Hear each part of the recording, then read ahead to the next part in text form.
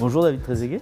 Vous êtes né le 15 octobre 1977 à Rouen, où vous avez vécu durant 2 ans avant de partir en Argentine, le pays de vos parents, où vous passerez l'ensemble de votre jeunesse.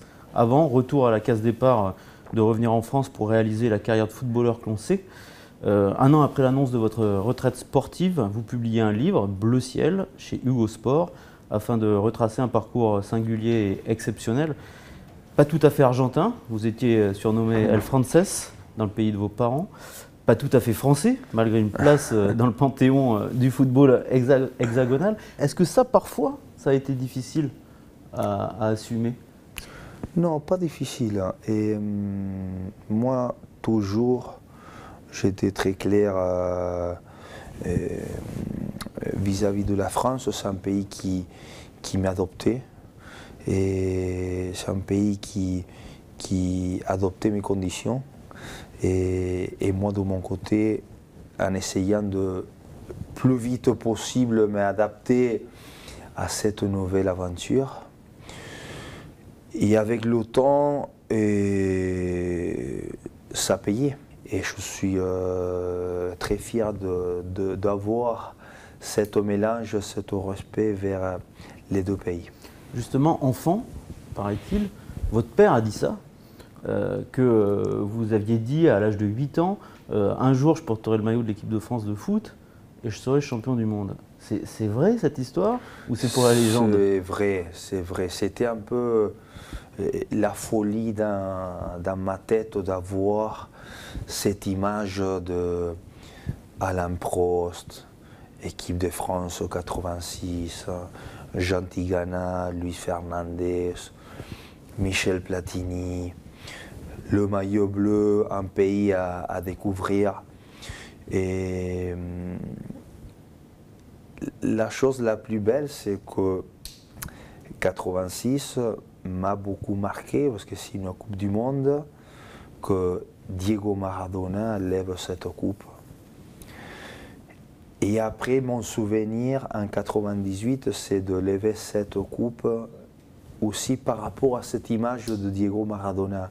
Ça veut dire que toujours, de mon côté, il y a eu ce mélange de bleu ciel, comme on appelait le livre. Mais comment, quand on est jeune, que Maradona, qui était un génie que tout Argentin, en tout cas la plupart des Argentins admiraient, au moins sur le plan du football, comment on peut rêver de maillot bleu et pas de maillot argentin à ce moment-là? C'est quelque chose qu'on ne peut pas, c'est difficile à expliquer. J'avais cette envie, cette idée de venir à connaître ce pays. Je vis un rapport avec la France unique et fantastique. Le 25 juin 1995, vous avez 17 ans et c'est l'heure du grand départ. Votre père a contacté Rafael Santos, un agent, et Omar da Fonseca, que l'on connaît bien ici en France. Ce dernier décroche pour vous un essai au Paris Saint-Germain. Vous gardez encore en mémoire de manière très forte ce jour où votre famille vous a accompagné à l'aéroport pour partir direction Paris? Ça a été très fort et peut-être pas discipliné de ma part. Non, moi, cette idée de partir et vouloir monter très vite dans l'avion, sans réfléchir qu'on laisse la famille, qu'on laisse les amis. Et moi, cette idée fixe d'aller faire cet essai à Paris sans savoir si j'allais retourner au pays. Et voilà, je me suis retrouvé dans l'endroit que je voulais, avec une difficulté en plus, c'était la langue. Et moi, c'est avec le temps que j'ai appris le français, mais au début, ça a été très compliqué. Mais cette envie de me montrer était beaucoup plus forte. L'histoire est connue, mais peut-être pas des plus jeunes. À l'issue de cet essai, le PSG ne vous conserve pas. On a dit et écrit beaucoup de choses. Quelle est la vérité? C'était juste une histoire de gros sous. Luis Fernandez a toujours affirmé que lui voulait absolument vous conserver. Et les dirigeants, eux, ont dit qu'à l'époque, vous étiez trop gourmand. C'est quoi la vérité dans cette histoire? Mais moi, en sachant de mon contexte, le club voulait pas ramener ma famille avec moi et il trouvait 15 000 francs à l'époque, une somme très élevée. Et il voulait que je reste au centre de formation, chose que c'était difficile pour moi. Mais la chose qui est sûre, c'est que je suis parti une après-midi à Monaco et une fois avoir fini de m'entraîner, le coach Jean Tigana et mon président à l'époque, Campora, mais ils ont accepté les conditions et je suis resté. Je signais mon premier contrat avec l'AS Monaco. Paris vous a donc raté pour 15 000 francs, on peut dire que c'est environ 3 000 € aujourd'hui, et un appartement pour vous et votre famille. Ça a donc fait un peu de bruit. Et donc grâce à Omar Da Fonseca, vous êtes retrouvé à Monaco. On connaît la suite, champion de France, champion d'Italie, champion du monde, champion d'Europe. Des buts en pagaille et des images pour l'éternité. Mais des pleurs aussi, des pleurs en 98, après la victoire face au Brésil, et des pleurs en 2006, après ce tir au but manqué en finale face à l'Italie. Le lendemain, place de la Concorde, vous craquez lorsque votre nom est acclamé. Pourquoi? Parce que c'était trop d'émotions, parce que vous aviez la culpabilité qui s'enlevait un peu, parce que les gens vous acclamaient? Trop d'émotions. Et c'est mes coéquipiers qui m'ont appelé pour aller saluer nos supporters. Et ça a été un choc, ça a été une émotion très forte de voir que ce public était avec moi, et même si ça n'a pas soulagé cette émotion au niveau négatif, ça m'a beaucoup donné d'espoir pour la suite, même si après mon histoire avec les Bleus a terminé. Vous avez assez peu joué le jeu des médias durant votre carrière. Finalement, vous faites partie du paysage et on a l'impression de mal vous connaître. À la rigueur, on se dirait presque que David Trezeguet il est un peu froid et distant. Est-ce qu'on s'est trompé sur vous? Je suis froid et distant. Mais à cette époque, je ne sentais pas le besoin de communiquer peut-être comme des autres joueurs ou des autres coéquipiers à moi.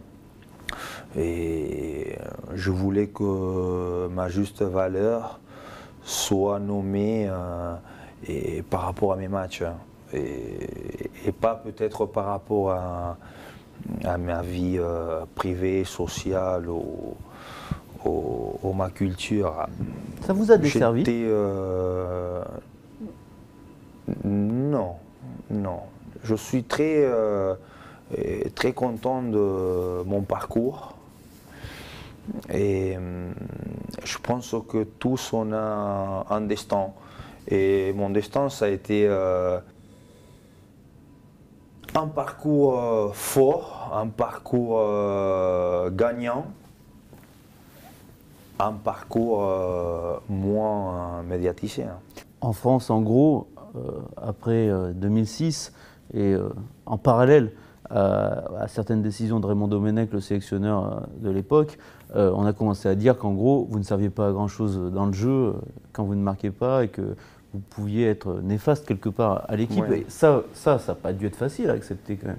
Je voulais finir avec un autre rapport par rapport à cette équipe de France, par rapport à un public qui a été toujours vers moi en manière positive et en même temps j'avais cette idée de pouvoir dépasser Michel Platini comme meilleur buteur. Ça n'a pas été le cas et ça a été très dommage que mon parcours j'ai pas pu le continuer.